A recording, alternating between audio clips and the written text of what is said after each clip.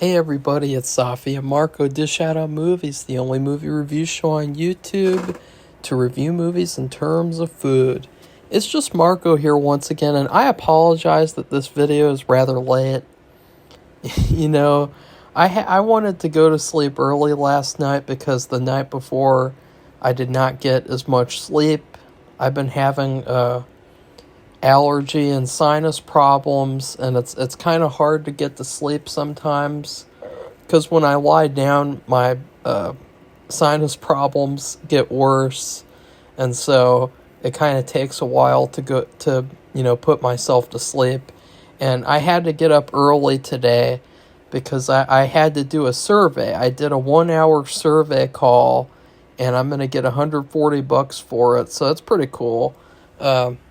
I've been taking a lot of surveys to raise money for the movie that I'm making and other things. And so I finally watched Feud episode 3. This is Feud season 2, Capote versus the Swans, and this episode was called It's Impossible. I think what they're referring to in the title is that it's impossible for Truman to get better and for him to get over his alcoholism as well as break up with his abusive boyfriend permanently. And at the same time, it's also impossible for Babe to get rid of her cancer. She's basically waiting out a death sentence. So this episode, they were kind of trying to do like a parallel, the whole episode between Babe and Truman, and it didn't really work as much for me. Like, it wasn't a bad episode, it wasn't a great episode, I would just say it was a good episode. It had quite a few, it wasn't like, I enjoyed the episode, it's just, this has been the least good episode so far.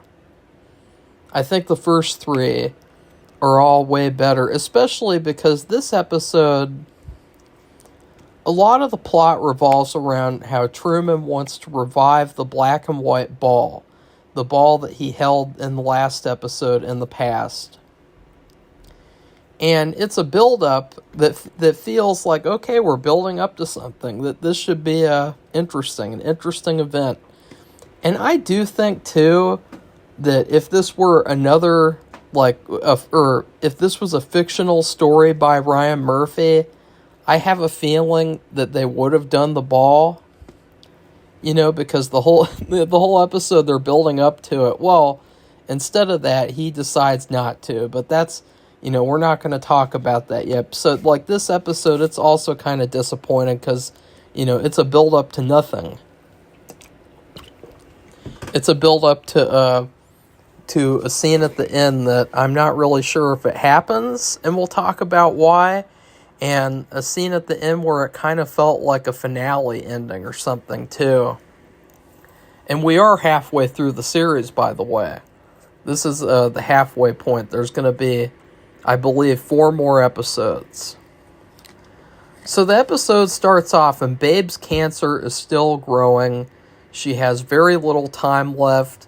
And one of the things that I was wondering, and I really don't think that they're trying to imply this, but I just want to float the idea out there because I have a feeling that, one could say, if they're really, really rude, they could say that this is the cause or this is part of the reason.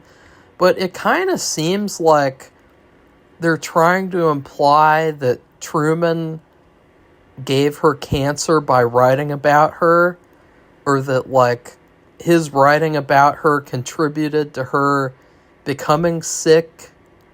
I'm not saying that his writing gave her cancer in terms of physically, but I don't know, it's just something about it. It's it kind of feels like they're trying to imply that a little bit, and I think that's kind of stupid. But it might not be the case, I don't really, but you never know. With the Ryan Murphy universe, you never know. We've seen some crazy shit in his American Horror Story series. Like that fucking American Horror Story cult, where they said that Valerie Solanas and all of her crazy lunatic feminazi followers were the Zodiac killer. Like, he's done some shit in his series, and so I wouldn't be surprised if they were trying to imply this, but I just wanted to float that idea out there.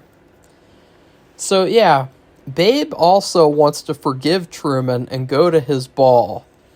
And she does say she likes balls. And it's like, yeah, we know you do, Naomi Watts. You got children. And so, yeah, and she really wants to forgive him and go because, she's dying. And I was like, okay, this is a good thing. Like, this isn't really so much of a feud as we thought it was going to be, especially because she's like the main Swan, so she should be the one who's like going toe-to-toe, head-to-head with him. But since she's dying, she can't really do that. And so it's not really as much of a feud with them. And I'm sorry, guys, I'm going to let my cat out. He did this weird thing where he scratched on this box, and then he walked over by my feet, and now he's standing underneath my desk as if he's like hinting at me that he wants to leave. You want to go, Bernie? Okay. No, wait, no. First, you gotta tell me what you thought of episode 4. What'd you think? I don't know what that means, so I guess I'll let you out anyway. Do you have any last thoughts, Bernie? No? Okay. Bye-bye.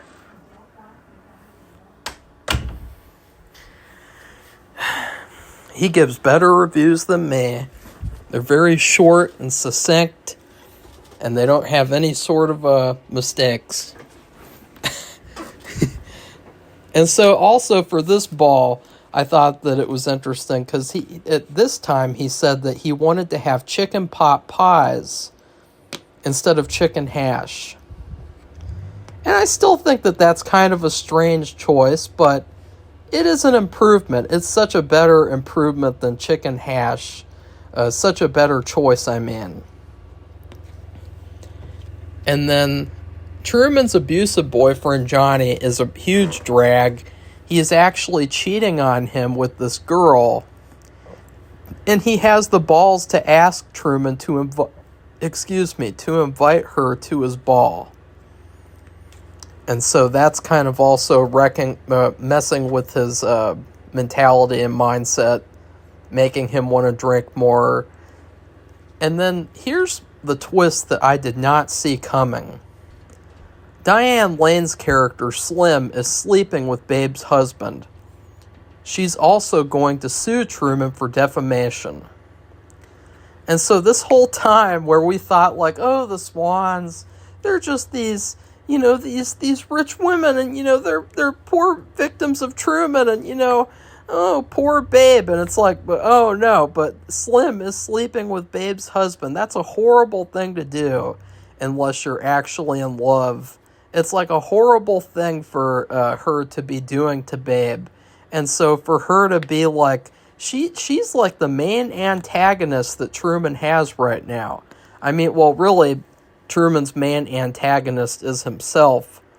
But at the same time, like in terms of the show, in terms of this feud that is what the show is supposed to be, Diane Lane's character is his primary opponent. And she's hurting Babe herself. So, like, yeah, what the fuck is up with that? Like, seriously? And then she also wants to keep Babe from going to the ball and talking to Truman. It's like, wow, like, see, as I said before, these Swans are not like the innocent victims that they kind of were portrayed as in episode 1, kind of. I don't think they were completely portrayed as victims, but they, I could see some people saying that Truman is the villain of this season.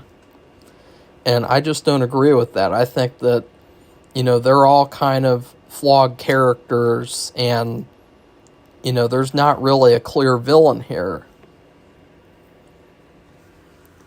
And then Truman, he says something very weird because he's at this restaurant and he runs into Slim and he says, "I won't let truth get in the way of a good story."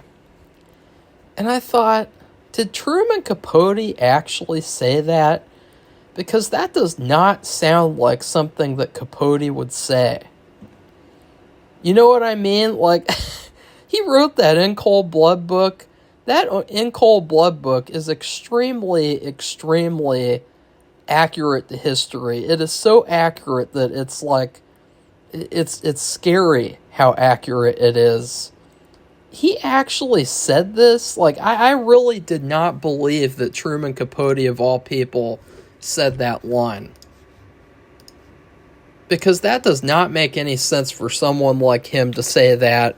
You know, he's very, I mean, that's the whole story here, is that he took too much from real life, and he wrote about it, and he shouldn't have done that. The story isn't that, like, he lied about people and that he made stuff up, or did he a little bit? I'm not really sure. And then Slim tells Truman that he's incapable of change, which we find to be very accurate this episode. Because Jack Dunphy comes over and he tells Truman that his brain is shrinking from his drinking, which is really, really gross. Ew. Ew. And he advises Truman to stop drinking and stop being with the abuser and be with him instead. So Truman goes to rehab for a while. He seems to have a good time there. He's taking these new pills, and I guess these pills, they were coming out around this time for the first time, where they make you throw up if you drink alcohol. That's a pretty good idea. I'd never heard of that before, but I've heard of like pills that make you throw up. And then his boyfriend brings him home, and he wants him to finish his book. And then also, interestingly enough, as I said, this is not really as much of a feud as it could have been, because multiple Swans are telling Slim to back off of Truman because she is also writing nasty blurbs about him in the newspaper. Like, there's this one that says Truman's throwing the ultimate pity party. And I thought, really? Is it really a pity party? I mean, I don't know. It sounded like a pretty epic party to me, actually. Like, I would have loved to have gone chicken pot pie, got Richard Nixon to laugh at. You know, like, that sounds like fun. So that was kind of dumb. But multiple Swans want her to stop writing about him in the newspaper and just back off of him entirely. And Mrs. Ratswell, she actually brings up that Slim is having sex with Babe's husband and tells her to end it. And now here was another parallel, because Truman was not able to end his relationship with the abusive boyfriend because Jack comes home to find Truman with him in bed and he's drunk. But then at the same time, Slim ends the affair with Babe's husband, Bill. So I guess, I mean, as I'm talking about the episode, it sounds a lot better than it was when I watched it. Maybe it's just because it was just kind of like a slower episode than last week.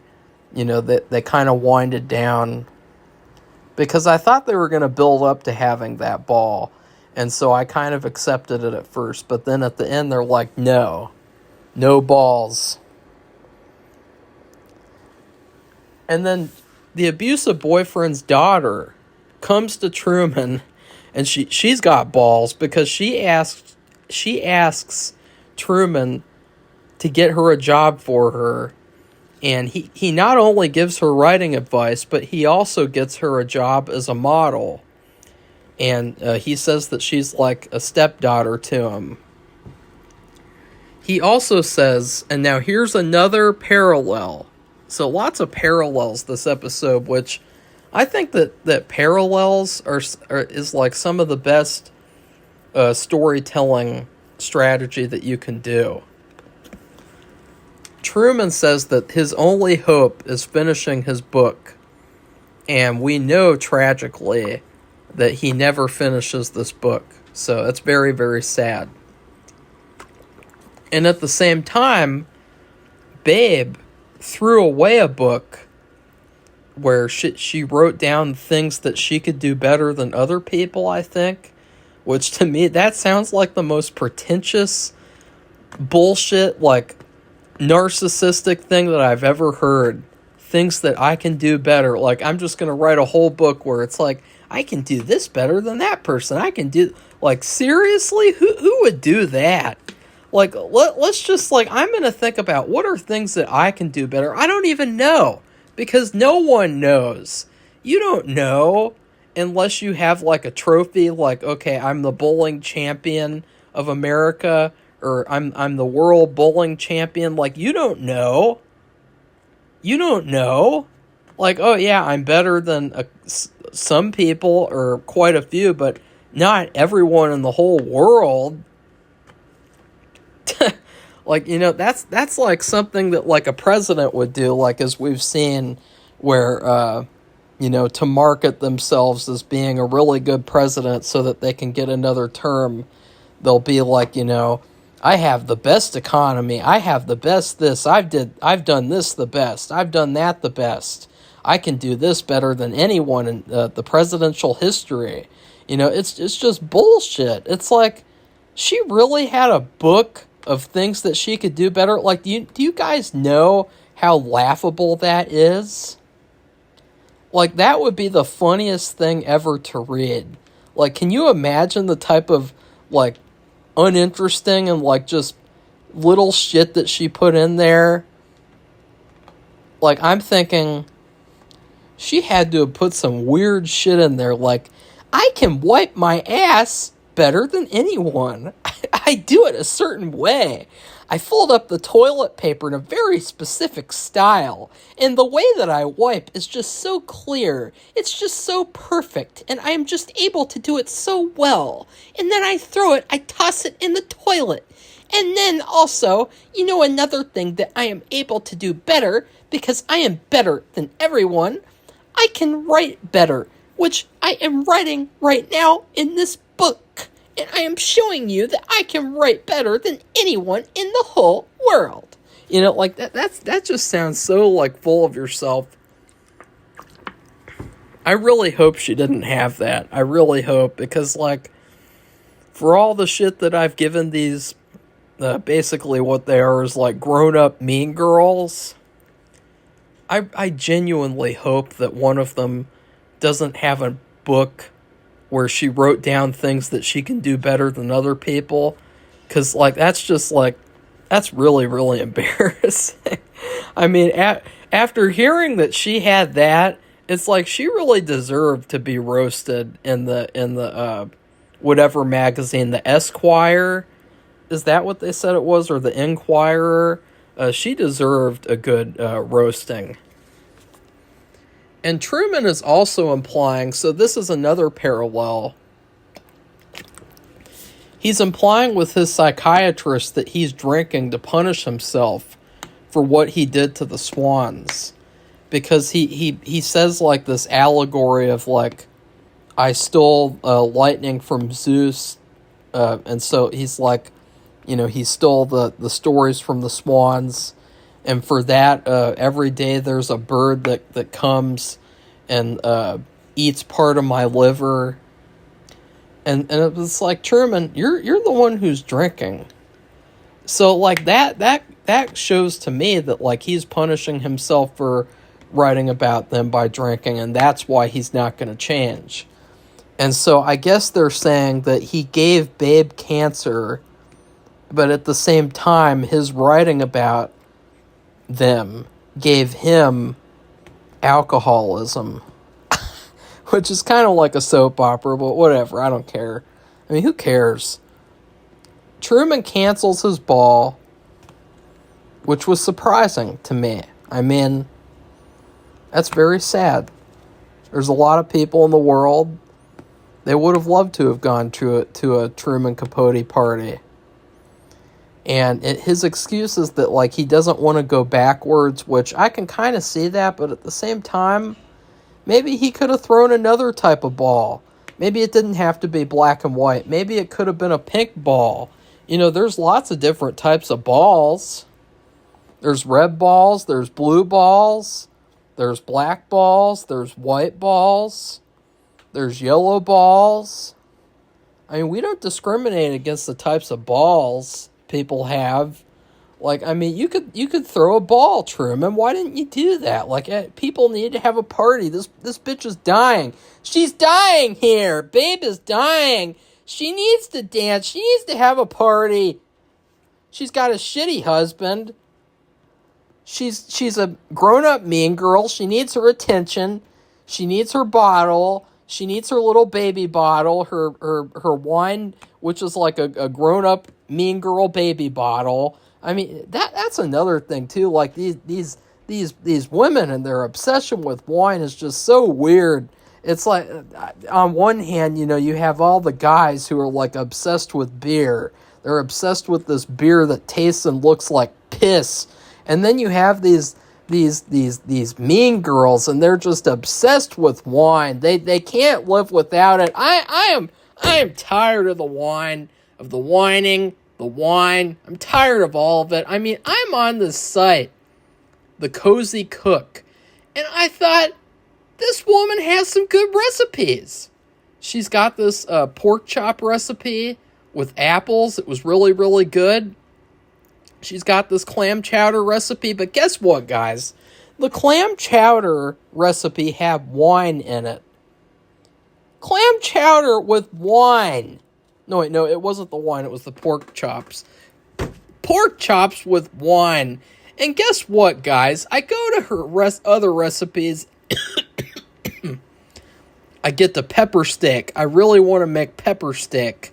Some delicious, sizzling pepper stick. And guess what this woman has in the pepper stick?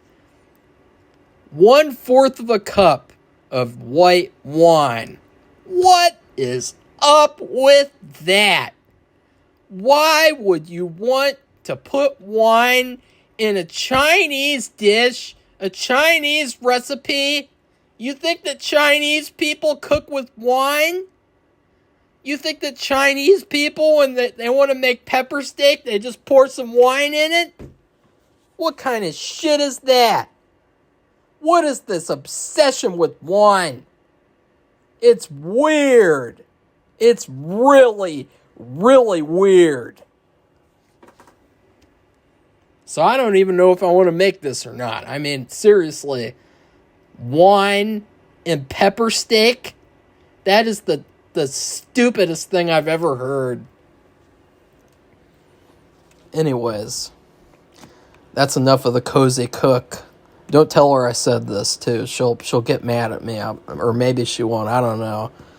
I hope she doesn't find me. She might kill me and, like, cook me and put me in a chili, like, Cartman putting Scott Tenorman's parents in chili in South Park. She could make Marco chili. You know what dish I would want to be, though, if I could be any dish? And I want all the cannibals in my audience to take some notes here. If there's any aspiring cannibals, too. If I were a dish, I would want to be shish kebab. I would want to be not a shish kebab. I would want to be a shish kamarko. I would want to have each body part on a skewer. And I would want all the different skewers to have different flavor combinations. A sweet and salty skewer, an Asian-themed skewer, a bunch of different shish kamarkos. And I would want them to be flaming hot, cooked over fire, open fire like cavemen. And then I would want lots of spices, lots of sauces. I would want to be shish kamarko. What would you want to be? Because maybe I'll cannibalize you. just kidding. I'm not Army Hammer. Or am I? Anyways, he tells Babe this in public. He talks about not doing his ball, and she thinks it's a good idea, although she was really excited about buying this black and white dress. And they hug, and they kind of make up, I guess. I mean, I hesitate to say that because this show is called Feud, and we're only halfway through the season.